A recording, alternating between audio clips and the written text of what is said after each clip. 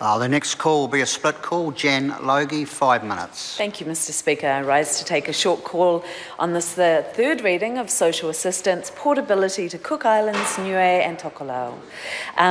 The Green Party is, of course, supporting this bill, and we are united with this side of our House in disappointment that it doesn't go far enough. To explain to members of the public what this bill is about, it's about enabling people who live in the realm countries of New Zealand, so Niue, Tokelau and the Cook Islands, to access superannuation or their veterans pension after they've worked in New Zealand for 10 to 20 years, to access it without having to be in New Zealand to access it on age of retirement. The request, though, it still requires people to live in New Zealand for 5 years post the age of 50, which is our contention with this.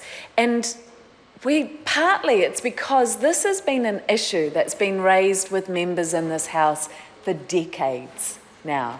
It's been a real concern for people from these countries who are part of our realm, they're part of our family.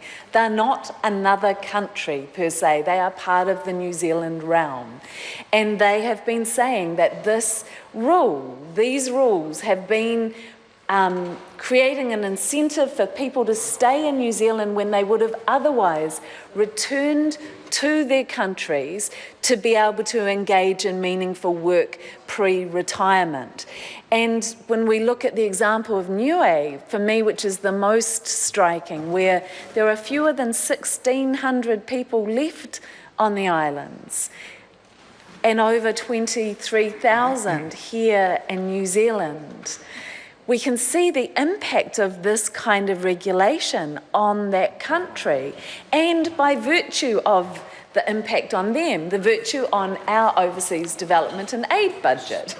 So where there's a small cost here, there's also a potential savings in overseas development and aid support from New Zealand. So this is about seeing this whole situation holistically and addressing it holistically, but also, to me, it's fundamentally a matter of respect.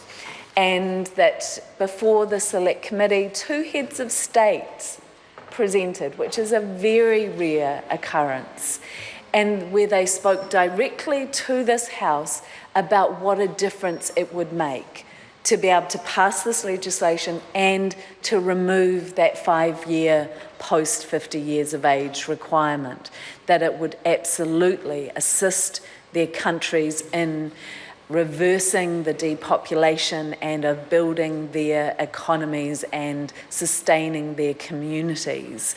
And I think it's very sad that the government has chosen only to go part way in addressing those concerns.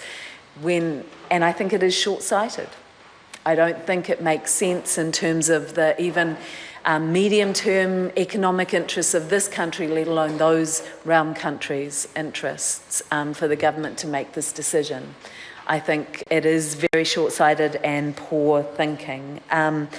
And particularly, I do want to acknowledge the realm countries, part of our family, and the contribution of the people that have left their countries to our country right here.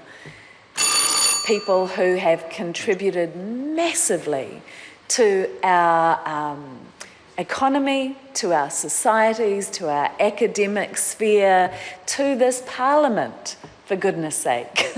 And people who have died under the colours of this country in war, and are only, where their needs are only met part way by this government. I find it disrespectful and another example of unnecessary meanness. And while we're happy to support this bill for the step that it does go, we're disappointed that they couldn't go the whole way in honouring the contribution of all those people.